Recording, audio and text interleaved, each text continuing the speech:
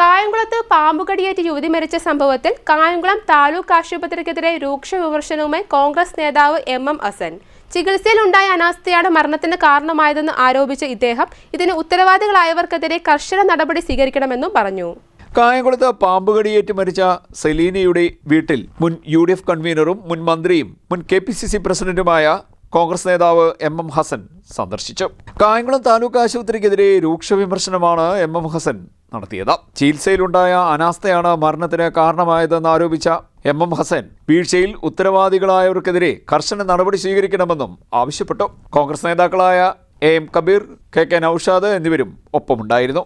ഒരു താലൂക്ക് ആശുപത്രിയിൽ പാമ്പുകടിയേറ്റ് സെലീന ആ യുവതിയെ കൊണ്ടുവരുമ്പോൾ അവർക്ക് കൊടുക്കേണ്ട ഒരു അറ്റൻഷൻ അത് അവിടെ ഒന്നാമത് ഉച്ചയ്ക്ക് ശേഷം ഞാൻ മനസ്സിലാക്കുന്നത് ഇവിടെ ഇപ്പോൾ ജൂനിയർ ഡോക്ടർ മാത്രമേ ഉള്ളൂ. ഒരു ജൂനിയർ ഡോക്ടർ അല്ലല്ലോ ഫുൾ ടൈം താലൂക്ക് ആശുപത്രിയിൽ വല്ല സീനിയർ ഡോക്ടർമാർ ആവശ്യമാണ്. ഇതുപോലുള്ള അത്യാഹിതങ്ങൾ ഉണ്ടാകുമ്പോൾ പേഷ്യൻസ് വന്നാൽ അവർക്ക് ആവശ്യമായ ചികിത്സ കൊടുക്കുന്നതിന് കേപ്പബിളായിട്ടുള്ള ആളുകൾ വേണ്ടേ.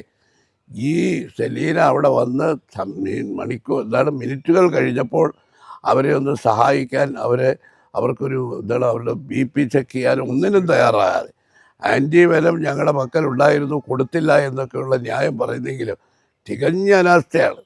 ഇത്തരത്തിലുള്ള സംഭവങ്ങൾ ഉണ്ടാകുമ്പോൾ നമ്മുടെ സർക്കാർ ആശുപത്രിയിൽ ഇനി ആവർത്തിക്കാതിരിക്കണമെങ്കിൽ മാതൃകാപരമായ നടപടി ഈ അനാസ്ഥ കാണിച്ച ആശുപത്രിയിലെ ഡോക്ടർമാരും സ്റ്റാഫിനും എതിരായിട്ടുണ്ടാവണം.